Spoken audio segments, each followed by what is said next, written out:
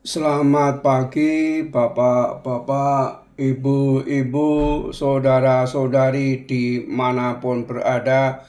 Shalom, berkah dalam. Berjumpa kembali dengan Sugeng Pramono dalam renungan Matius 4 ayat 12 sampai 23. Sang penginjil memilih murid. Dalam sejarah Kristiani, doktrin hijrah tidak kita kenal. Namun apa yang diwatakan dalam Injil Matius 4 ayat 12 sampai 23 dapat kita lihat sebagai hijrah kecil. Yesus hijrah dalam tanda petik menyingkir ke Galilea. Mengapa harus menyingkir? Pertama, demi keselamatan jiwanya. Karena Yohanes pendahuluannya telah ditangkap dan dibunuh Herodes. Kedua, demi menjalankan misinya, yakni mewartakan kabar keselamatan. Dikatakan di dalam Injil bahwa daerah Galilea, yakni Zebulon dan Naftali, masih berada dalam kegelapan. Yesus menyerukan, bertobatlah sebab kerajaan surga sudah dekat. Mereka mendengarkan seruan Yesus sehingga bangsa yang diam dalam kegelapan ini telah melihat terang yang besar. Dan bagi mereka yang diam di negeri yang dinaungi maut telah terbit terang juga. Yesus ingin melibatkan banyak orang dalam karya penginjilannya, sehingga beliau memilih beberapa orang untuk menyertainya. Untuk kali pertama, Yesus memilih 4 orang, yakni Petrus dan Andreas saudaranya, Yakobus dan Yohanes saudaranya.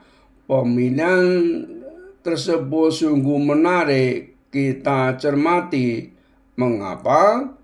Pertama, sejak awal Yesus menekankan kerjasama, kebersamaan. Kenyataan ini terbukti bahwa beliau tidak memanggil murid seorang diri, melainkan bersaudara. Pentingnya kebersamaan semakin jelas dalam pernyataan Yesus, di mana 2 atau 3 orang yang berkumpul di dalam namaku, di situ aku ada di tengah-tengah mereka. Matius 18 ayat 20. Lagi pula para rasul akan menjadi saksi kebenaran Kristus, suatu kesaksian sah, jika diberikan minimal 2 orang. Supaya atas keterangan 2 atau 3 orang saksi perkara itu tidak disangsikan.